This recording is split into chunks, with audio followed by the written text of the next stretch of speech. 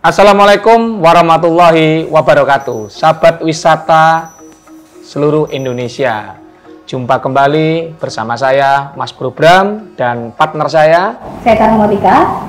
Ya, kali ini siapapun yang menonton acara ini di Banyuwangi Tourism, saya doakan Anda diberikan kesehatan, sehat selalu, barokah, ya kan, dan sukses. Saya kira sukses. Nah, kali ini ada yang berbeda. Di Room of Journey, acara yang kita gelar kali ini berbeda dengan yang lain, Mbak Intan ya. Jadi kita akan membahas tentang Banyuwangi. Kita tahu semua bahwa Banyuwangi sudah sangat luar biasa dalam kurun waktu 10 tahun terakhir ini. Tahukah Anda bahwa sebetulnya di balik kesuksesan Banyuwangi, pemerintah daerah, ada tangan-tangan orang-orang hebat. Nah, dalam Room of Journey ke depan, mulai saat ini dan ke depan, kita akan mencoba untuk menggali bagaimana orang-orang hebat di Banyuwangi ini membantu pemerintah daerah bersama-sama berkolaborasi, bergotong royong untuk mewujudkan Banyuwangi yang seperti sekarang. Kita tahu bahwa dulu Banyuwangi terkenal dengan kota santet, tetapi sekarang terkenal dengan kota pariwisata. Jangan dilihat pariwisatanya bahwa itu bukan hanya kerja pemerintah daerah, tetapi ada tangan-tangan dingin orang-orang hebat di belakang itu semua. Dan untuk tema kali ini, Mas Bram, ya. Nah, kali ini kita akan mengangkat tema Bangsering atau yang biasa disebut sama teman-teman di rumah Bangsering Underwater. Ya, salah satu destinasi yang menjadi inspirasi. Ya. Di Banyuwangi salah satu yang sangat menarik yang banyak dikunjungi oleh wisatawan asing dan wisatawan lokal. Jadi di sini kita akan membahas bagaimana sih Bangsering ini dulu seperti apa dan kini seperti apa, bedanya seperti itulah ya Mas Bram ya. Iya, jadi saya kira Mbak Intan, kita menghadirkan tokoh ini adalah salah satu inspirasi yang buat kamu nanti ke depan dimanapun berada di Indonesia bisa mengambil hikmah dari pembicaraan dan talk show yang kita sampaikan. Banyak potensi pariwisata di Indonesia, di pantai-pantai yang indah-indah. Saya kira bisa belajar banyak dari satu tokoh yang nanti kita hadirkan hari ini. Sangat menginspirasi. Saya kira langsung aja lah, nggak usah. Kita Sapa dulu. Ya. Bang Haji Iwan. Nah, Bang Haji Iwan. Ya, ini bukan Bang Haji Roma. Saya buka aja deh. Iya. Oke, Bang Jo. Jadi kita tetap jaga jarak, ya tetap jaga jarak. Juga ini adalah standar operasional, prosedur yang kita harus pakai, teman-teman sekalian ya. Bang Haji, ya. Ini tadi sudah saya sampaikan bahwa pemerintah tidak bisa sendiri. Pemerintah tidak bisa, Banyuwangi tidak bisa sehebat seperti sekarang. Nah, salah satu kenapa Bang Haji kita hadirkan hari ini adalah tokoh yang kita anggap menginspirasi banyak orang. Salah satunya adalah tokoh nelayan. Nah, mungkin bisa dijelaskan sih, kenapa sih kok muncul orang nelayan yang dulunya terkenal dengan keras, sekarang bisa lunak, sekarang bisa menghasilkan wisata. Saya kira Bang Haji bisa cerita nggak dari awal? Oh iya, kalau inspirasi masih belum ya sepertinya. Tapi sedikit saya cerita tentang beberapa kegiatan yang dilakukan oleh teman-teman nelayan, di mana sejak tahun 70, artinya 3 generasi. Jadi generasi kakek saya, orang tua saya sampai saya. Generasinya turun-temurun, guys. Nah, 3 generasi itu melakukan aktivitas penangkapan dengan cara merusak lingkungan. Kalau yang ikan konsumsi, ikan yang untuk makan itu menggunakan bom. Kalau yang ikan hias, karena produksi ikan hias yang paling besar itu di tempat kami, itu menggunakan potasium atau cyanida lah yang dikenal seperti itu. Nah, ini sudah dilakukan oleh 3 generasi yang lalu. Jadi cara pencarian ikannya itu baik ikan hias maupun ikan yang dimakan dipasarkan itu dengan cara yang tadi itu. Betul, merusak. Itu masih belum ditambah ini. Bagaimana terumbu karang diambil pada waktu itu untuk dijadikan kapur sebagai bahan bangunan. Itu produksi paling besar ada di Desa Bangsering dan desa sebelah di Desa Bengkak gitu. Dan itu sudah dilakukan sejak tahun 70 seperti yang saya jelaskan tadi. Tahun 70? Betul. Nah, dari itu maka bisa kita bayangkan kerusakan yang akan terjadi di Laut Bangsering, di Laut Bengkak atau Banyuwangi Utara lah, itu sebesar apa. Karena mereka setiap hari melakukan itu. Nah, dari kerusakan-kerusakan itu, mulai awal tahun 90-an, masyarakat sudah mulai merasakan itu. Oke, stop dulu Mas. Betul. Teman-teman yang ada di Indonesia, kamu melihat ini, ada nggak di daerahmu yang juga punya kasus yang sama? Kalau kamu punya kasus yang sama, kamu tongkrongin terus channel ini, jangan sampai beranjak. Karena apa? Ini bisa jadi menjadi inspirasi kamu untuk membenahi daerahmu yang indah-indah. Iya, iya. Iya, betul. Ya, yang ikannya diambil dengan cara potasium, dibom, karangnya diambil juga untuk bahan bangunan. Ada nggak di daerahmu? Jadi ini adalah inspirasi bagi kamu yang bisa berbenah untuk mencintai alammu. Silakan Bang. Ya, tapi kalau beberapa waktu saya keliling di beberapa titik Indonesia, sepertinya hampir sama, Pak Bro. Oh, hampir sama. Wow. Cuman kebetulan kami yang diberi kesempatan terlebih dahulu untuk berubah, dan saya yakin teman-teman nelayan di seluruh Indonesia juga bisa, karena background perubahan itu berasal dari nelayan sendiri. Artinya mereka sebagai nelayan juga punya kesempatan untuk itu. Nah, saya kembali ke cerita yang tadi, dari awal tahun 90-an mereka baru merasakan bahwa akibat perusakan dan cara tangkap yang keliru, itu membuat ikan-ikan yang dulunya sangat banyak di Selat Bali itu sudah habis. Yeah. Sehingga mereka sudah tidak bisa menangkap ikan di sana, dan mereka harus andon, kalau istilah dunia perikanan itu andon. Artinya mereka menangkap ikan ke luar daerah. Ada yang pertama ke Bali, ke Lombok, kalau ke selatan itu ada ke Jember, ke Malang, ke utara itu sampai ke Baluran. Tetapi ketika di wilayah-wilayah itu juga dibom, dirusak, semakin lama juga semakin habis, sehingga yang awalnya ke timur hanya ke Bali dan ke Lombok, teman-teman pada awal tahun 2000-an, awal 2000-an itu sudah tidak bisa nangkap ikan di sana lagi. Berarti krisis ikan ini namanya. Benar. Bukan hanya krisis ekonomi, krisis ikan juga. Pak Bram. Bisa kita bayangkan kan, harus ke Sulawesi. Dengan kos biaya yang tentu tidak sangat sedikit, tinggi. Sangat tinggi. Nah, dari itu maka saya sebagai anak nelayan, dan kebetulan orang tua saya sebagai salah satu pengepul ikan potasium yang terbesar pada waktu itu di desa saya punya hati saya tergerak lah. Ya, tergerak juga karena mungkin saya merasa berdosa bahwa seluruh tubuh saya ini besar ya karena potas lah, karena merusak lingkungan. Sehingga pada waktu itu saya harus menebus nih. Ya. Itu titik baliknya di tahun berapa? Titik itu balik. Kita mulai tahun 2008. Makanya tagline yang kita bangun pada waktu itu pertama kali adalah menebus dosa masa lalu. Ya. Kenapa? Tahun 2008. Oke, jadi kisah ini, jadi acara ini kita bangun khusus, yaitu Inspiring Tourism dalam cerita titik balik. Nah, inilah titik balik dari dulu Aji Kwan ini pengebom ikan, distributor potasium. Ya, tapi sekarang dia adalah orang pertama yang tadi di titik baliknya di tahun 2008 ya, Mbak Intan ya, mentransformasi menjadi sesuatu hal yang baik ya ke depan. Berubah 180 derajat. Nah, coba diceritakan tuh Mas, gimana itu titik? Jadi kegiatan awal kami adalah menebus dosa masa lalu. Kenapa menebus dosa masa lalu? Karena kita ingin perubahan itu dari kami sendiri yang melakukan perusakan itu. Sehingga dengan tagline kalimat menebus dosa masa lalu, maka ini akan menjadi motivasi dari seluruh nelayan yang ada di tempat kami yang melakukan perusakan untuk berubah supaya tidak merusak kembali. Itu yang pertama. Kemudian setelah mereka sepakat untuk tidak merusak, maka kita ajak mereka untuk peduli. Jadi sepakat tidak merusak, kemudian setelah sepakat kita ajak mereka untuk peduli bagaimana mereka kembali melakukan upaya penanaman atau pengembalian sumber daya ikan yang ada di Selat Bali yang dirusak mereka selama ini. Ada yang kita mulai dengan transplantasi terumbu karang, ada yang restocking, jadi kita beli bibit-bibit ikan itu kita tebarkan di sana. Kemudian ada pembuatan terumbu karang buatan, itu di dasar lautnya. Tetapi di pantainya kita juga melakukan, Pak Bram. Jadi melakukan upaya vegetasi pantai namanya. Jadi ada yang vegetasi pantai mangrove sejati, itu yang dipasang surut, maupun mangrove asosiasi, seperti penanaman waru laut, cemara, pohon ketepeng, sama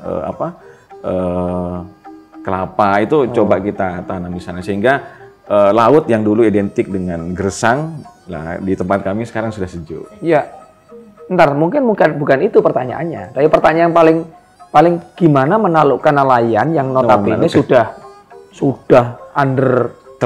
tertanam yang ngebom, yang melepaskan itu, yang gimana awalnya? Suruh ceritain. Yang paling penting gini Mas Bro. Suruh ceritain. Yang paling penting ini gimana cara mengendalikan papanya yang padahal ya 3 generasi sebelumnya sudah. Ini bukan turun-temurun warisan ya, turun-temurun masalah ini namanya. Turun-temurun dosa. Yang tepatnya ya. Gimana untuk ini merubah pola pikir teman-teman nelayan? Yang paling penting ini itu tadi diajak nanam, diajak terumbu karang. Itu gimana awalnya? Pasti banyak tantangan nggak kira-kira dari orang-orang itu? Tantangannya sangat besar. Jadi selain dari nelayan sendiri, dari keluarga saya termasuk orang tua, bapak ya. Kenapa menentang? Karena kan pengepul potasium terbesar. Ini antara anak sama bapak beda pendapat ini. Ya. Tapi beda aja. Saya tidak sampai menentang. Artinya ketika orang tua melarang ya saya diam, tapi ketika orang tua sudah tidak ada, saya langsung kembali berkumpul dengan nelayan, mengajak nelayan bagaimana untuk merubah. Lah, terkait mindset yang sudah tertanam 3 generasi ya. Jangankan ke nelayan, saya saja Pak. Ya, pada waktu itu sudah kuliah lah, juga terpengaruh dengan itu. Jadi saya punya mindset awal itu, tanpa bom kita tidak mungkin bisa menangkap ikan konsumsi, tanpa potas kita tidak mungkin bisa menangkap ikan hias. Itu sebelum 2008 berarti? Sebelum 2008, sehingga upaya yang saya lakukan pertama itu bukan merubah mindset mereka, tetapi bagaimana mencari bom yang ramah lingkungan, mencari potas yang ramah lingkungan. Selama saya kuliah di Malang, maksudnya menurunkan tensi?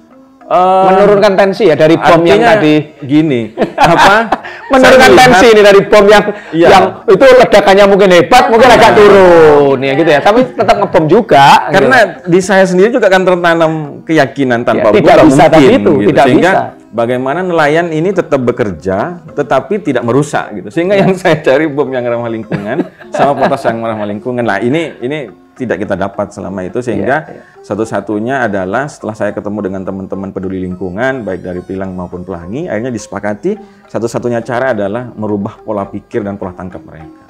Itu di 2008. 2008. Oke, Sobat Wisata Indonesia, pemerintah daerah Banyuwangi, saya masih ingat karena saya di 2011 itu berada di pariwisata ini.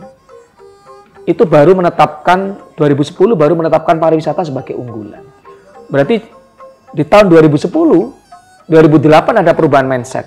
Ya, teman-teman nelayan tadi sudah ceritakan bagaimana. Nah, yang saya ingin tanyakan ke Ajekwan, itu ada nggak pertama ngajakin orang percaya nggak dengan pertama tadi ngerubah bom, yang tadinya bomnya dahsyat, mungkin agak low ya, tapi tetap ngebom juga gitu loh. Terus orang mau nggak ini menuju ke pariwisata yang tadi disampaikan, ada perubahan sampai nanam terumbu karang, nanam pohon, itu kejauhan nggak sebelum itu ya? Sebelum itu, jangan cerita itu dulu deh. Sebelum itu gimana itu orang bisa mau ya? Apa dapatin uang dengan saya nggak ngambil ikan? Saya dapat apa kan begitu? Ini yang paling penting. Kalau saya melihat tipologi masyarakat pesisir ya, mereka lebih cenderung yang pertama adalah sisi ekonomi. Artinya sisi ekonomi juga kita dia dapat hari itu, harus dapat hari itu. Sehingga yang harus kita lakukan pertama adalah bagaimana konservasi yang kita bawa itu sinergi dengan sisi atau nilai ekonomi mereka. Artinya kita berusaha maksimal memodif program konservasi kita itu bagaimana tidak mengurangi nilai pendapatan mereka, itu yang pertama. Caranya? Karena ini kalau orang cari ikan kan harian dapatnya. Atau paling nggak mingguan lah paling jauh. Nanti saya lanjut. Oke. Sekarang biar ini. Yang kedua adalah yang mau kita ubah ini kan nelayan. Maka di sekitar nelayan terlebih dahulu itu harus kita garap. Contoh seperti istrinya. Karena ini pengaruhnya sangat besar. Karena ketika nelayan berubah, diancam sama istrinya bisa balik lagi loh gitu aja. Sehingga istrinya juga kita kumpulin bahwa kumpulkan. Kalau kumpulin bahaya nih. Betul. Kita kumpulkan. Bagaimana mereka juga bisa mensupport kegiatan ini. Terus yang ketiga ada di sekitar mereka itu adalah anak nelayan. Jadi bagaimana kita juga masuk ke sekolah-sekolah nih. Bagaimana mereka itu juga bisa mendorong si bapaknya ini juga bisa berubah. Lah itu kita namakan dengan program Marine Education. Sepertinya ini program pertama kali di Indonesia. Jadi Marine Education ini sekolah edukasi kepada anak nelayan, bagaimana mereka untuk mensupport. Lah yang paling penting ini yang saya tidak rasa adalah tokoh di dalam masyarakat pesisir ini sangat dihormati. Apalagi ketika berbicara Indonesia, tokoh agama ini sangat dihormati, Bapak. Sehingga salah satu cara yang saya lakukan pada waktu itu, dan mungkin ini bisa dilakukan oleh teman-teman yang lain, saya membuat materi khotbah Jumat. Khotbah Jumat itu materinya kita buat adalah tentang khotbah yang menyampaikan tentang ayat-ayat Al-Quran, hadis, tentang larangan merusak lingkungan. Jadi selama 1 bulan, ada 7 masjid di Desa Bangsering itu yang materi khutbah Jumatnya kita yang membuatkan. Nah, jadi seluruh orang yang terlibat di sekitar nelayan itu sudah kita pengaruhi semua. Nah, setelah mereka mengaruhi, baru kita masuk nongkrong bersama. Oke, satu case sudah terjawab. Ya. Jadi pola pikir mereka berubah dari ayat-ayat Al-Quran. Ya, salah satunya. Jadi teman-teman, sobat wisata ya. Jadi kalau kamu ini mau nembak orang, jangan orangnya langsung ditembak tuh. Betul. Sekitarnya dulu. Bapaknya dulu, ya. Bapaknya dulu misalnya. Temannya. Terus temannya, saudaranya, baru memengaruhi orangnya gitu ya. Nah ini juga begitu. Saya kira ini luar biasa. Ini case satu strategi yang mungkin bisa ditiru oleh kawan-kawan sobat wisata di Indonesia. Dan gini Mas Bro, kesimpulannya nih ya dari yang disampaikan Bang Haji Iwan, wanita ini nggak hanya racun dunia, tapi juga paru-paru dunia juga termasuk. Masuk ini. Tepuk tangan Masuk ini. untuk wanita. Wah. Para istri loh yang mendukung. Ya, Oh, jadi kalau dalam istilah birokrasi itu PKK. PKK Ya. ya. Jadi itu yang paling ditakuti dari KPK sama BPK. Jadi kalau orang birokrasi begitu. PKK. Ya, jadi kita yang orang birokrasi itu ada takutnya sama BPK sama KPK, tapi lebih takut lagi sama PKK. Ya itu yang disebut Pak Jekwan tadi itu. Istrinya, istri jauh lebih takut, lebih tunduk kita ya sama itu. Ya. Makanya juga kita kumpulin untuk mensupport nelayan. Jadi gini, Bang, Intan lihat nih ya sama Mas Bro, Bang lihat Mas Abang Haji Iwan ini sepertinya sangat paham gitu ya. Oh, sangat paham. Persoalan perikanan gini. Backgroundnya Bang Haji Iwan ini apa sih? Kalau bisa. Mungkin mahasiswa perikanan dulunya atau apa gitu, Bang. Kalau bicara background ini Iya. agak jauh gitu. Wah, karena Sejauh apa sih? kalau background pendidikan sih saya S1-nya di mana? Di hukum Islam ya. Oh iya. Hukum Islam. Jadi nggak begitu nyambung kan, tapi Iya. dari semangat perubahan, semangat perilaku baik kita diajari tentang itu di kampus gitu. Walaupun secara ilmiah bagaimana proses perubahan. Berarti cita-citanya nggak mau jadi nelayan sebetulnya saat itu? Sebenarnya tidak gitu. Tapi setelah kita turun Pak Bram, Iya, dan menikmati ini ternyata posisi nelayan itu sangat mulia sehingga kita banyak berhutang budi loh sama nelayan gitu. Iya. Jadi kalau menurut saya sih saya bangga menjadi nelayan. Dan itu yang kita bangun tagline setelah 2010, bangga menjadi nelayan. Karena nggak memalukan loh. Iya. Mereka malah menurut saya berjuang nelayan. Tapi itu. nyambung ya Mas Bro ya. Ya. Tadi apa? Hukum Hukum Islam. Hukum Islam. Nyambung Buat pidatonya Jumatan itu ya. Khotbah Jumat. Nah, mungkin itu salah satunya. Salah satu ilmunya ya, khotbah Jumat tadi itu ya. Itu bermanfaat. Iya, bermanfaat. Cuman mungkin ini, ada satu yang aneh ya, nggak tahu ini kebetulan atau memang takdir yang sudah membangun bahwa ternyata saya dilahirkan itu tanggal 6 April yang bertepatan dengan Hari Nelayan. Nah, ini ya. Saya sempat berpikir, apakah saya ini ditakdir memang dari nelayan untuk nelayan? Saya nggak tahu. Gitu. Jadi Saya juga sempat bertanya-tanya dengan itu. Haji Iwan ini dari nelayan untuk nelayan, seperti itu ya, Mas Bro Bram ya. Bang Haji Iwan, ini Intan mau tanya nih. Mana Tadi nih? kan membahas soal PKK nih, Mas Bro Bram ya. Soal PKK. Istri-istri nelayan sudah. Karena Bang Haji termasuk termasuk nelayan, Intan mau tanya istrinya Bang Haji bagaimana? Gimana pro sama mertuanya kah atau sama Bang Haji kah gimana? Iya, karena tantangannya cukup berat tadi. Cukup berat tadi. Mendukung nggak sih Mendukung sama nggak? apa yang Ini dilakukan antara orang tua tadi yang beda pendapat, tapi Bang Haji memilih jalan untuk menyadarkan nelayan. Ini istri gimana sih posisi ini? Wah, kalau ngomong istri sensitif ini. Mudah-mudahan istri saya nggak nonton. Wah, atau jangan-jangan baru sekarang dibongkar sama Jekwan ya istrinya. Nggak apa-apa tongkrong ini. Saya kira menarik ini. Awalnya sih begini, hampir semua itu menolak dan tidak percaya bahwa apa yang kita lakukan ini untuk kebaikan. Karena sekali lagi mindset mereka kan tertanam 3 generasi negatif. Iya. Jadi awalnya ya menolak, mencegah. Ketika saya pagi ngajar, pulang ngajar harus sholat duhur, kemudian berangkat lagi gendong tas, selalu ada protes kecil lah. Kalau kamu seperti itu terus, saya mau dikasih makan apa lah. Ini sempat muncul kalimat-kalimat seperti itu, tapi ada satu motivasi yang selalu saya pegang. Itu tahun itu pernikahan berapa tahun kira-kira? Saat 2008 ya, titik balik. Itu 2008 berarti sudah 4 tahun. 4 tahun. Oke. Tetapi kan kegiatan ini kan baru. Iya. Jadi mungkin ya baru bagi istri saya. Jadi awalnya mereka menolak, tetapi saya punya motivasi yang selalu saya pegang bahwa jika kamu melakukan kebenaran dan itu kamu yakin itu, maka kamu terus melangkah. Jalankan. Terus melangkah, terus jalan.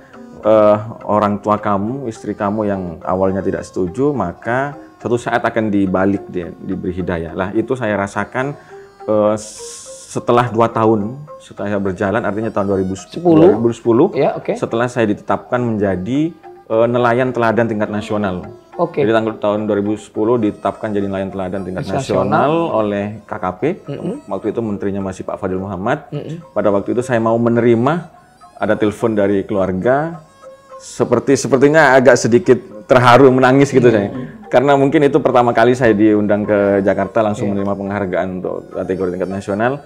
Jadi orang tua itu langsung mengatakan gini, mulai sekarang saya percaya apa yang kamu lakukan itu benar. Titik baliknya di situ. Benar. Dan mulai saat ini saya akan mendukung kamu dan siapapun yang mengganggu kamu, melawan kamu, saya yang harus melawan saya dulu. Oke, jadi guys, tadi yang pertama sudah kita omongin ya. Triknya tadi bagaimana, strateginya adalah kalau kamu ingin menuju pada kebaikan, jangan langsung kamu tuju, tapi lewat pelipir dulu tim. Tapi ini case yang kedua, bahwa bagaimana mempercayai suatu pekerjaan kita, pasangan juga harus ikut ternyata. Betul. Ya, pasangan ini menjadi pendorong Ajikwan. Tahun 2008, dia merubah masyarakat sekitarnya.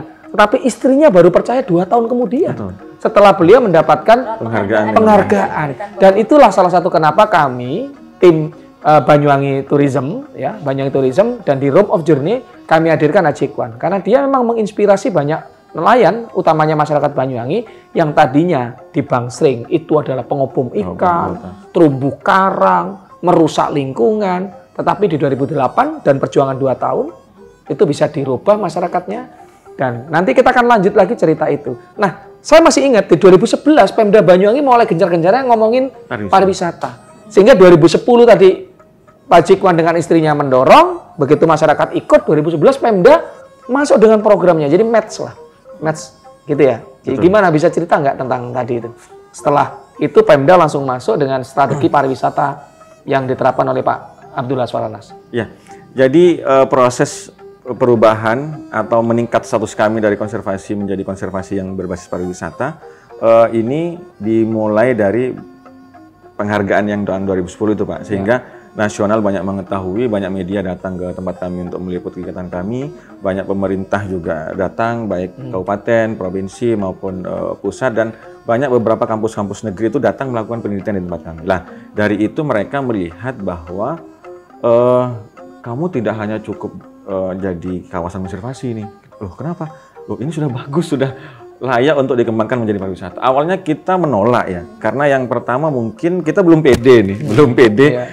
Masa tempat seperti itu ya, tempat jadi pariwisata, terus saya sebagai nelayan juga kok bisa seperti itu.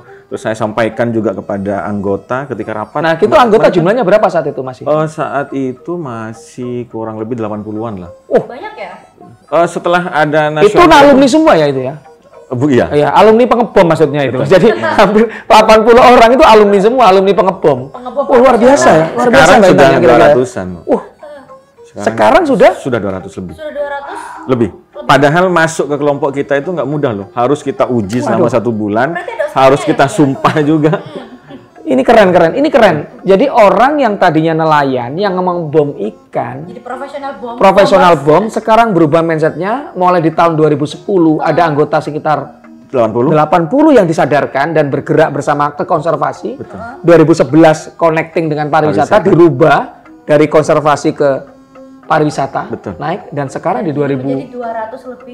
dikoneksikan Pak. dikoneksikan. Artinya konservasi tetap kita laksanakan, tapi bagaimana kegiatan konservasi kita ini menjadi sisi yang bisa dijual. Menghasilkan. Tidak hanya sekedar melindungi, tapi juga menghasilkan dari produk. Kalau selama ini kan kita melakukan konservasi itu kan iuran nih, tiap bulan 5.000 seluruh anggota itu. Oke guys, ada perjuangan di sana. Tapi setelah itu, kita mengemas menjadi daya tarik atau satu DTW, jualan daya tarik wisata, okay. Maka kita sudah tidak melakukan aktivitas konservasi itu tidak dengan iuran, tetapi bagaimana ada berapa persentase dari pendapatan pariwisata itu yang kita lakukan untuk konservasi. Wah, keren. Dan itu bisa meningkatkan jumlah anggota. Betul sekali, tapi ini Bang, sebelum ini penghasilan mereka berapa? Sebelum ada kelompok di bawah 50.000 rata-rata per hari. Dan itu ngerusak? Itu ngerusak. Itu per minggu, per hari. Per hari. Jadi, merusak ya? Mbak Intan, coba bisa dibayangin ya, udah ngerusak terumbu karang, ngambil ikannya dengan ngebom, penghasilannya hanya 50.000 per hari. Belum lagi mereka kan harus beli potas. Resiko. Risiko ditangkap juga kan oleh aparat gitu. Jadi hampir tiap bulan ada nelayan di tempat kami itu yang selalu diamankan, ditangkap. Dikejar oleh Pol Airut ya. Resiko yang paling tinggi. Tapi kita bersyukur. Tapi setelah itu, setelah masuk ke konservasi, setelah itu berkembang jadi pariwisata. 2015 itu ada beberapa penelitian, ada 2 mahasiswa penelitian itu rata mempersentase pendapatan nelayan sudah di atas 200.000 per hari. Rata-rata. Wow. Ini penelitian yang dilakukan oleh mereka, bukan klaim dari kita. Gitu. wow, ini titik balik yang luar biasa, ya, sangat luar biasa ini. Sehingga kita muncul tagline baru ini. Ya. Semakin dilestarikan ternyata semakin mensejahterakan. Semakin dilestarikan, semakin mensejahterakan. Nih ada pertanyaan menarik menurut saya. Orang sih dalam konotasinya kenapa harus nyamain bunder? Bunder itu dalam konotasi kita ya bulat. Bulat. Ya. Kenapa ada bahasa bunder? Siapa yang pertama kali membranding? Sehingga terus populer itu, saya masih ingat saat kita kolaborasi pertama dengan adanya Banyuwangi Festival.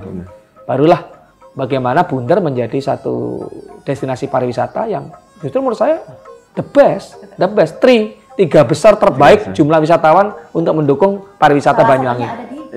Yang pertama apa? Yang pertama Pulau Merah. Untuk lokal. Jadi kita punya lokal, ya lokal itu Pulau Merah dan Bangsering Underwater. Yang ketiga adalah Ijen. Ya, justru yang kalau mancanegara itu banyak di Ijen. Tapi kita bersyukur loh. Karena yang satu dua itu masih dikelola oleh BUMN. Oh iya. Kalau yang murni dari masyarakat kan kita nih. Ya, jadi teman-teman yang biar paham, nanti kita akan ulas dulu. Tadi tuh ngomongin bunder apa. Sebelum itu saya ingin cerita bahwa the best 3 destinasi unggulan adalah Ijen dan yang kedua adalah Pulau Merah. Tapi dua-duanya ini bukan dikelola oleh masyarakat, tetapi ini oleh Taman Nasional dan Perhutani. Nah, ini yang berbasis rakyat, masyarakat dan diinspirasi oleh teman-teman yang ada di sana. Mungkin bisa diomongin. Ya, kalau untuk nama sebenarnya muncul dari ada salah satu teman saya sih, namanya Mas Sis, dia salah satu dosen pariwisata di mana di Ciputra Surabaya yang mencoba diskusi dengan saya berdua pada waktu itu, namanya apa nih gitu. Akhirnya disepakati Bangsering Underwater. Tetapi ketika kita kenalkan kepada nelayan dan ketika nelayan ditanya oleh pengunjung, oleh tamu, nelayan tuh kesulitan, Pak Bang. Jadi tidak bisa menyebut Bangsering Underwater. Atau terlalu panjang. Bangsering Underwater. Oh ya. Sehingga untuk mempermudah itu makanya kita singkat dengan bunder gitu aja. Iya. Awalnya brandingnya udah kena nih Bangsering Underwater, tapi karena bahasa lokal teman-teman perlu paham bahwa orang Bangsering rata-rata orang Madura. Sehingga kalau berbahasa Inggris agak sulit. Kan agak tipis-tipis bahasa Madura dengan bahasa Inggris. Jadi Bangsering Underwater sebutannya tadi apa? Kalau sebutannya? Underwater. Jadi Bangsering Underwater. Jadi akhirnya disingkat dengan bunder yang jauh lebih mudah. Jadi mereka kalau ditanya sekarang, ini destinasi tempatnya apa? Bunder gitu aja. Jadi teman-teman tadi udah ngomongin bunder. Jadi jangan dibayangin kalau saya mau kemana, ke bunder, bukan ke bulat. Tetapi ke lokasi yang nanti. Kenapa sih harus di-branding dengan underwater gitu loh? Kenapa? Why gitu loh? Kenapa? Karena memang apakah memang orang harus masuk ke dalam atau gimana? Ini baru berbicara strategi pasar. Iya. Ketika ke sana kita mencoba berbicara strategi pasar, artinya kita melihat bahwa di Jawa Timur pada waktu itu masih belum ada yang menggarap wisata underwater. Di Jawa Timur ya, dalam tanda kutip masih belum ada yang menggarap itu. Sehingga kita mencoba mengambil peluang di sana. Karena ketika berbicara wisata petualangan, wisata gunung dan wisata yang buatan, lainnya itu sudah ada semua. Bromo, Banyuwangi sudah ada Ijen, sudah ada Malang, dan yang lainnya. Maka kita mengambil lahan yang memang belum tergarap. Lah ternyata ini berhasil gitu. Jadi ketika berbicara underwater di Jawa Timur maka Bangsering. Jadi sekarang sudah tidak hanya ketika berbicara underwater di Banyuwangi, ketika bicara underwater di Jawa Timur bahkan di Jawa itu sudah Bangsering. Sebelumnya kegiatan mereka kan seperti yang disebutkan Bang Haji dan Betul. Setelahnya kegiatan mereka itu apa selain yang sudah disebutkan Bang Haji? Kegiatan mereka sih selain konservasi, mereka hanya nangkap ikan saja. Jadi ketika musim penceklik mereka menjual seluruh perabotan mereka. Nah ini juga mindset ini yang sudah kita rubah. Jadi tipologi masyarakat pesisir hampir semua di Indonesia seperti itu. Ketika musim panen mereka belanja sebanyak-banyaknya, tetapi ketika musim penceklik belanjaan yang tersimpan TV, kulkas, sepeda motor ini dikeluarin. Lah, ini juga menjadi salah satu garapan kita bagaimana kita menciptakan budaya menabung dan ini difasilitasi oleh kelompok. Jadi mereka bisa menabung ke kelompok dan juga bisa mengajukan pinjaman ke kelompok tanpa bunga. Oh keren. Nah ini sekarang yang jadi pertanyaan oleh banyak orang. Tadi kan brandnya udah Bangsering Underwater tuh, konservasi.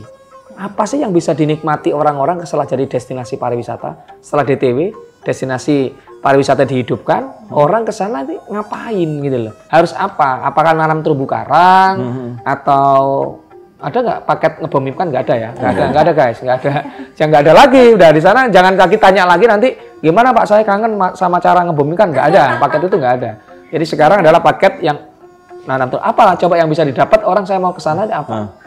Kalau sesuai konsep yang kita kembangkan itu kan konsep Mina Wisata berbasis edukasi dan konservasi.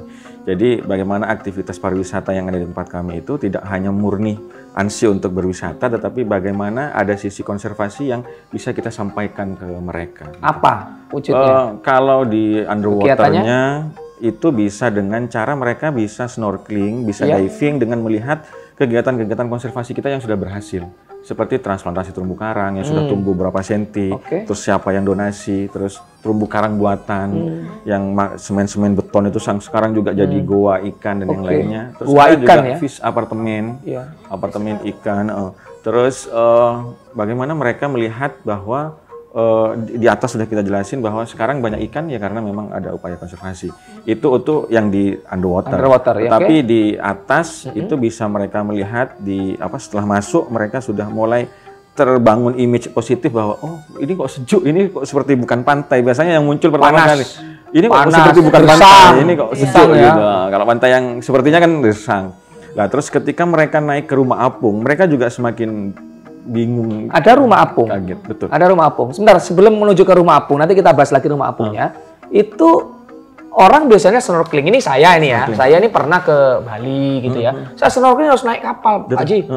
Kira-kira hampir 50 sampai 100 meter tuh ke sana. Kalau di Bangsering ini kondisinya gimana ya? Orang yang nggak pernah ke sana bisa bayangin nggak? Berapa sih jarak kalau kita mau snorkeling? Atau gimana? Kalau di tempat kami nggak perlu seperti itu. Jadi langsung snorkeling dari pantai langsung sudah bisa. Bahkan diving yang perlu kedalaman tertentu itu nggak perlu juga pakai kapal. Berapa meter tuh Pak Haji kira-kira? Kalau kita ingin lihat snorkeling terus ikan tuh kita lihat yang indah-indah tadi? 10 meter mereka sudah bisa ngeliat ikan, Pak. Sudah bisa. Dan itu bisa langsung ditempuh dari bibir pantai. Tidak perlu naik perahu. Tidak perlu. Wow, ini cuman teman-teman ada yang memang pingin naik perahu ke rumah apung karena pingin stay. Ya, saya stop dulu, jangan ngomong rumah apung dulu. Orang biar punya bayangan, karena saya sendiri orang yang biasa snorkeling tidak pernah mendapatkan sesuatu dari bibir pantai, kita jalan kaki bawa alat langsung kita bisa lihat terumbu karang ini enggak langsung.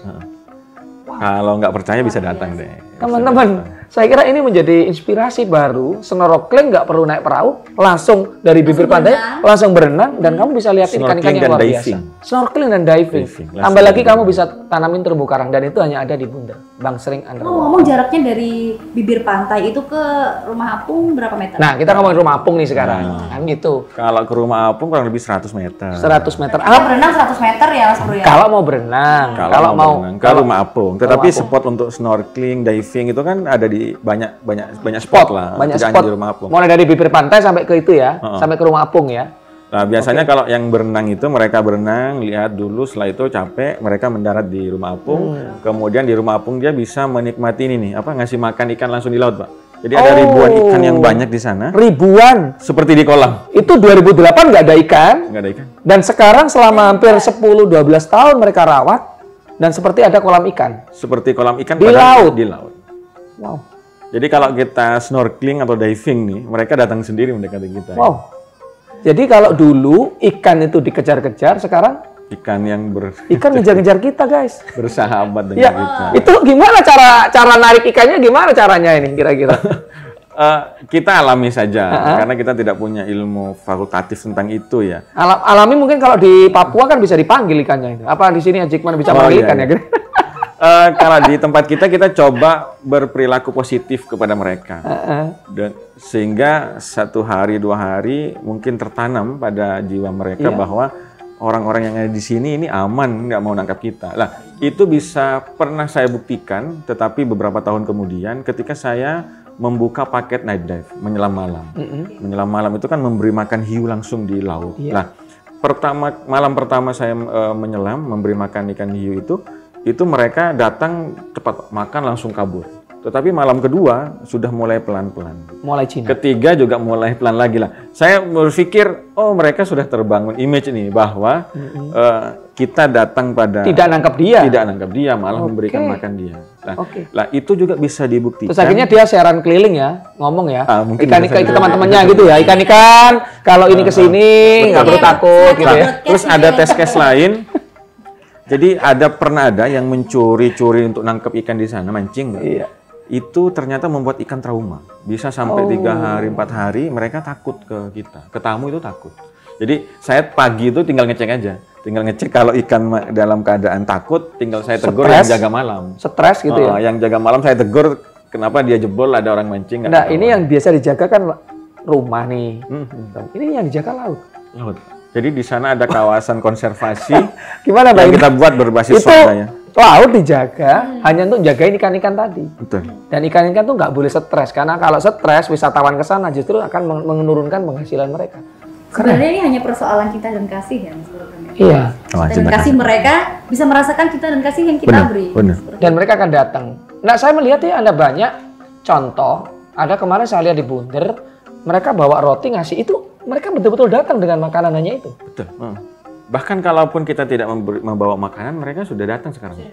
Karena mungkin mereka sudah tertanam bahwa oh ini pasti akan ngasih makan kita gitu. Itu hanya tinggal di pinggir aja mereka datang. Di pinggir di dermaga sudah ada. Oh, itu gimana? Masa kita datang aja mereka udah ngumpul gitu ya?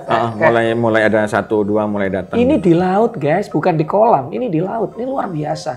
Ikan bisa bertemu bagaimana masyarakat mencintai ikan, dan bisa saya simpulkan kalau dulu orang cari ikan untuk beli roti. Sekarang tidak. Orang beli roti untuk dikasih ke ikan. Kebalik.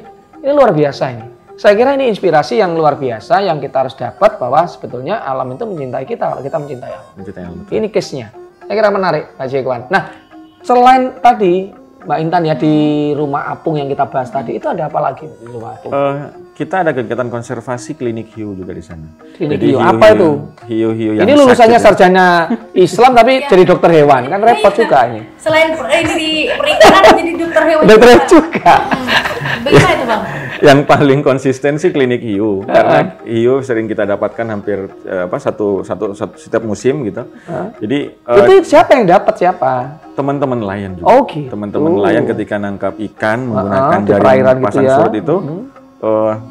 Jadi kalau air pasang dia tebar jaring, jadi kalau surut kan ikan ke tengah, Pak, sehingga nyangkut di jaring-jaring itu lah.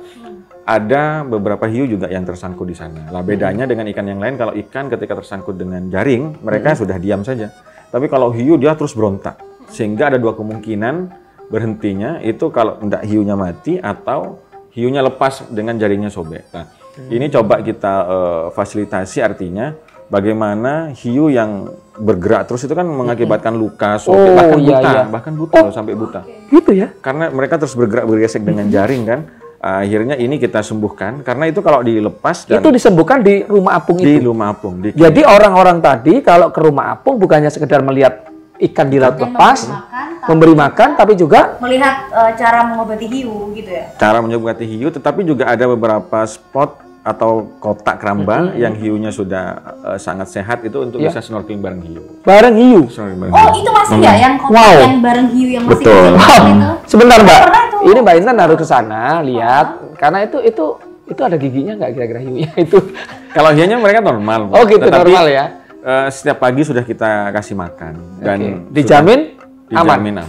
Yang penting tidak diganggu, disakitin. Oh gitu ya. Tapi selama ini belum ada kejadian. Saya melihat belum ada ya. Dan mudah-mudahan tidak ada. Tidak ada. Iya. Sebenarnya itu tergantung cinta dan kasih tadi. Ya, jadi gitu kenapa kita karantina ya, kita klinik? Karena kalau hiu yang luka itu kan keluarin darah.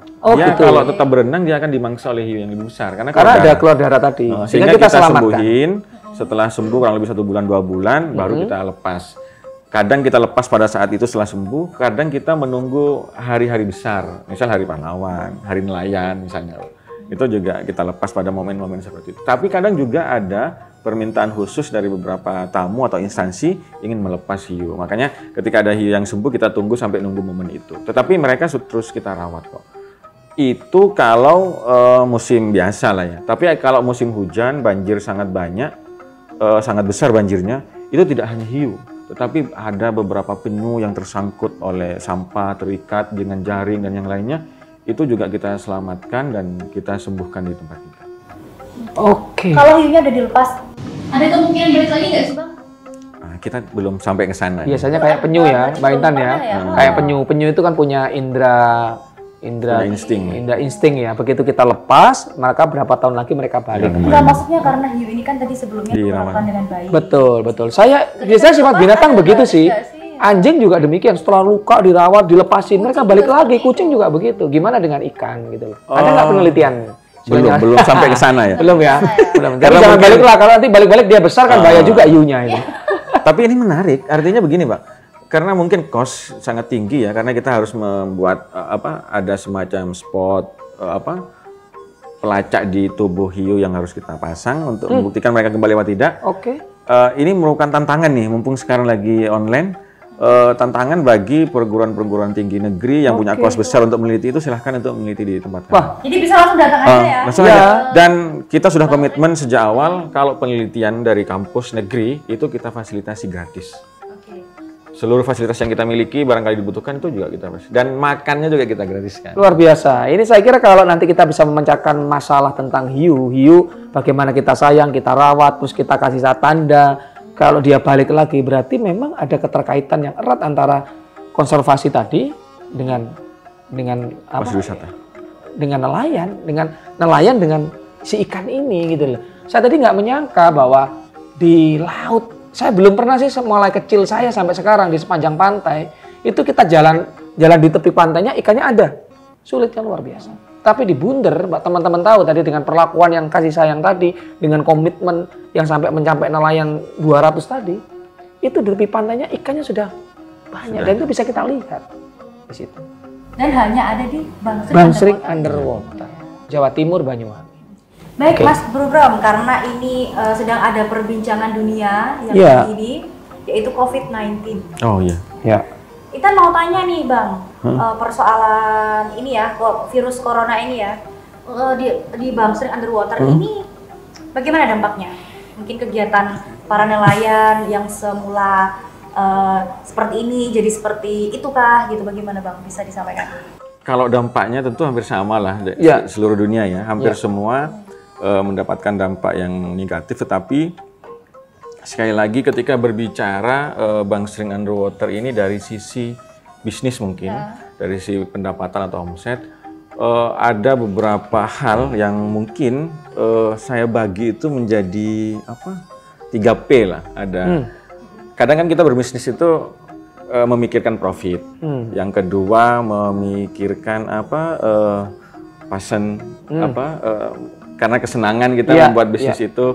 Terus yang ketiga itu yang paling penting adalah bagaimana berbisnis itu karena kita mengejar tujuan, purpose mungkin. Nah, kalau di tempat kami ini kan lebih kepada makna bagaimana usaha konservasi, usaha pariwisata ini. Jadi niat awalnya itu tadi udah konservasi duluan. Konservasi duluan, sehingga ketika ada musibah ini memang berat, tetapi tidak menjadi sesuatu hal yang membuat kita stres akut lah gitu. Karena tujuan dari Bangsering Underwater itu masih tetap kita lakukan, seperti merawat terumbu karang, menanam terumbu karang, membersihkan pantai dan yang lainnya tetap masih kita lakukan, dan itu membuat kami tetap masih enjoy saja ketika terjadi. Dengan masuk tadi itu konservasi tetap jalan. Tapi pendapatan nelayan bagaimana dengan pendapatan nelayan menurun. Pasti menurun ya, karena destinasi tertutup. Destinasi tertutup, tetapi ini tantangan kita lah. Ya. Dan saya percaya sama teman-teman yang lain bahwa ketika kita berhasil membuat tempat kita, wilayah kita menjadi satu destinasi, berarti kita memiliki kelebihan kreativitas untuk mengelola sesuatu lah. Ini coba kita lakukan di tempat kami, kemampuan kami kreativitas itu kita sampaikan kepada teman-teman nelayan yang selama ini di Rumah Apung, bagaimana mereka minimal untuk kebutuhan lauk pauknya, Pak. Itu mereka bisa menangkap ikan secara swadaya. Oh, gitu. Tetapi di luar kawasan konservasi yang sudah kita buat. Iya. Jadi ada kawasan konservasi yang disepakatin tadi. Itu mereka bisa menangkap untuk lauk pauknya. Mungkin ada bantuan nggak dari kelompok untuk natunanya, berasnya? Jadi ada pertanyaannya dari Frastiawan. Ya. Untuk pelaku wisata terdampak COVID, apa bentuk bantuan yang bisa langsung membantu mereka menyambung hidup selama COVID ini? Kalau di tempat kami kan tidak 100% kita rumahkan. Iya. Tetapi 50% itu masih kita gaji mereka. Itu yang pertama, sehingga 50% masih kita gaji. Terus yang kedua adalah santunan yang biasa kita berikan, rutin ya dilakukan, rutin yang biasa kita berikan ke mana, ke tempat-tempat lain, sosial-sosial yang lain. Ini coba kita fokuskan ke anggota kita. Dan ini nanti pada bulan Ramadan kita kan biasa memberikan THR juga nih, tidak hanya untuk nelayan tapi seluruh masyarakat yang ada di Bangsering dari pintu masuk itu Pak Bram sampai keluar, itu semua kita kasih. Lah ini akan kita majukan lah. Yang harusnya itu tanggal 20-an Ramadan, ini kemungkinan tanggal 5 sudah kita berikan. Dan untuk beras kita sudah ada 1 ton untuk mensupport itu. Namun kita sangat senang nih karena instansi terkait baik dari Dinas Pariwisata kemarin, terus dari desa juga sudah mulai melakukan pendataan bagaimana dampak wisata juga mau disupport oleh mereka. Jadi harapan besar kami instansi terkait baik Dispar maupun Dinas Kementerian Kelautan dan pihak desa yang punya anggaran untuk itu bisa benar-benar dicairkan ke kelompok kami. Oke, jadi saya ingin cerita ke kawan-kawan. Jadi Bangsering Underwater tidak hanya diinspirasi oleh Ajekwan. Ajekwan adalah penggagas. Tetapi yang perlu diketahui bahwa dampak dari keberadaan wisata ini itu cukup luas. Sekarang mulai muncul namanya homestay. Ya, ada homestay. Ada lagi angkutan wisata. Shuttle. Ya, shuttle. Ada lagi warung-warung. Yang dulu orang-orang sana nggak pernah terpikir. Nah, perahu angkutan. Perahu angkutan. Perahu angkutan. Guide juga. Ada lagi pelatihan snorkeling, belum lagi ada edukasi kepada anak-anak sekolah. Jadi paket-paket yang tadi saya sampaikan ya, yang tadi mungkin Pak Jik itu bisa sampaikan, itu bisa Anda dapatkan di Bunda. Masyarakat. Dan itu kawasan itu kira-kira totalnya berapa? Ada 1000 kakak Pak yang bisa merasakan dampak dari istilahnya orang tidak harus diopeni oleh Ajekwan lagi, tapi mereka menangkap peluang itu gitu loh, menangkap peluang menjadi sesuatu, menahan wisatawan jangan pulang dulu, makan lu di sini kan gitu, makan dulu di sini. Oh, kamu nggak punya angkutan, kue yang ngangkut nih, atau oleh-olehnya dimunculin. Itu dampaknya. Yang menerima dampak langsung ada 2 desa, ada desa Bengkak yang berdekatan dengan kita sama desa Bangsering tentunya yang paling besar. Luar biasa kawan-kawan. Yang menerima dampak itu. Dan biasanya nelayan itu kan identik dengan miskin nih. Iya. Jadi kita bersyukur itu sepertinya sudah tidak ada di tempat kita. Iya. Jadi ini nih Bang, saat ini nih Bang yang teman-teman lakukan untuk merecovery supaya setelah pandemi COVID-19 ini Bangsering ini tetap ramai wisatawan. Yes. Apa yang teman-teman lakukan? Yang teman-teman lakukan selain konservasi ya. Nih nanti bisa diceritain ke teman-teman. Lo setelah COVID ini selesai, karena kalau lihat grafiknya tadi oleh Pak Bupati, Pak Abdullah Aswaranas dan tim, dan juga oleh RI, kira-kira pandemi ini akan flat turun itu di akhir bulan Mei. Jadi Juni sudah mulai bebas. Artinya teman-teman, apa yang dilakukan untuk menuju ke itu? Untuk sekarang ini ada 2 nih sebenarnya. Yang pertama itu yang paling penting adalah kita tetap menjaga komunikasi dengan pasar lah. Jadi komunikasinya itu bisa kita dengan medsos, kadang menyapa dengan beberapa agent travel yang sudah memiliki kontak dengan kami, kita sapa mereka, baik dengan ucapan-ucapan maupun di medsos itu kita share beberapa kegiatan-kegiatan yang sudah dilakukan, sedang berlangsung tetap dilakukan ya, sehingga mereka masih mengetahui oh di Bangsering ini pada saat COVID pun close tapi tetap melakukan kegiatan konservasi tadi. Konservasi ya, tetapi kalau untuk rekaman-rekaman aktivitas kegiatan itu kita mulai share di medsos kita, sehingga komunikasi antara kami dengan para pelanggan lah, customer itu masih tetap terjalin sekarang lah. Kemudian kita juga membuka pembelian paket khusus Pak, dengan diskon 50% untuk di bulan ini. Artinya yang mesen paket itu kita tidurnya juga di homestay sana. Oh, enggak. Jadi gini. Semacam gift gitu Bang Haji. Iya, jadi kalau yang mau ingin berwisata nanti ya. Booking nih ceritanya. Kalau booking pada masa ini itu bisa dapat diskon 50%. Jadi ini strategi pasar sebenarnya gitu. Yang perlu saya bocorin juga, jika nanti pada saatnya tiba, insya Allah kita juga dari pemerintah daerah juga akan men-shopping event. Jadi ada event-event kolosal, tarian, kesenian daerah yang Anda bisa dapatkan pada saat nanti datang ke Bangsering akan dapat kesenian. Dan itu semua akan disupport oleh Dinas Kebudayaan dan Pariwisata bersama dengan Bangsering Underwater. Jadi itulah bentuk support kami. Nanti bagaimana saudara datang tidak hanya menikmati tentang destinasi, tapi juga menikmati kesenian. Biasanya antara nyambungin kesenian sama destinasi nggak ketemu nih, tapi ini nanti akan kita support bagaimana biar teman-teman di destinasi tetap hidup, dan itu semua tergantung dari komitmen kawan-kawan pemirsa sekalian. Baik, terima kasih Bang Haji. Kita Sama-sama. sudah ngobrol nggak kerasa ya, ini udah makan berapa menit ya kita ngobrol ya. Tapi Hampir buka gini puasa Mbak ini. Intan, mungkin sebelum kita close ya, saya ingin satu statement dari Bang Haji, ya inspirasi tadi kita sudah mulai dari A, bagaimana caranya sampai menjadi sesuatu. Saya ingin close, apa yang saudara bisa pesankan kepada nelayan Indonesia dan memiliki masalah yang sama di depan tadi? Untuk nelayan di seluruh Indonesia, saya mengajak kepada teman-teman semua bagaimana untuk kita merubah pola pikir kita menjadi pola pikir yang baik, pola pikir yang positif. Karena percayalah, setiap kebaikan yang kita lakukan, setiap sesuatu yang positif kita lakukan, sebenarnya itu kita tidak melakukan sendiri, tetapi itu kita melakukan bersama Tuhan. Keren. Ya. Jadi segala sesuatu yang merawat itu akan tadi apa? Melestarikan, mensejahterakan. Itu sebenarnya kita tidak sendirian, tetapi ada Tuhan yang bersama kita melakukan itu.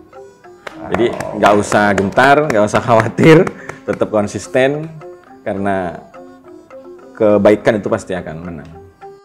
Terima kasih juga untuk teman-teman media sosial yang sudah mendukung kegiatan kita pada sore hari ini. Ada Banyuwangi_tourism, kemudian Banyuwangi 24 jam, Isun Banyuwangi, Banyuwangi Kuliner, Semangat Banyuwangi Hits, Banyuwangi dan Duta TV. Oke, Mbak Intan, akhirnya satu tokoh sudah kita hadirkan. Ke depan, tongkrongin terus channel Banyuwangi Tourism dan channel-channel spot yang tadi disampaikan oleh Mbak Intan, ya kan? Jangan lupa follow dan subscribe. Dan yang paling penting adalah setiap hari Rabu jam 4 sore tongkrongin channel Room of Journey di Banyuwangi Tourism dan channel-channel tadi pertemanan yang tadi disampaikan, karena akan kita hadirkan inspirator Banyuwangi yang Banyuwangi maju tidak hanya sekedar dari pemerintah daerah, tetapi ada orang-orang hebat di belakang itu semua. Dan Anda berhak tahu siapa orang-orang berikutnya. Betul. Baik, terima kasih teman-teman sudah mengikuti kegiatan kita. Sampai jumpa di minggu depan. Pastikan teman-teman follow akun-akun yang sudah saya sebutkan tadi. Terima kasih. Wassalamualaikum warahmatullahi wabarakatuh. Assalamualaikum warahmatullahi wabarakatuh.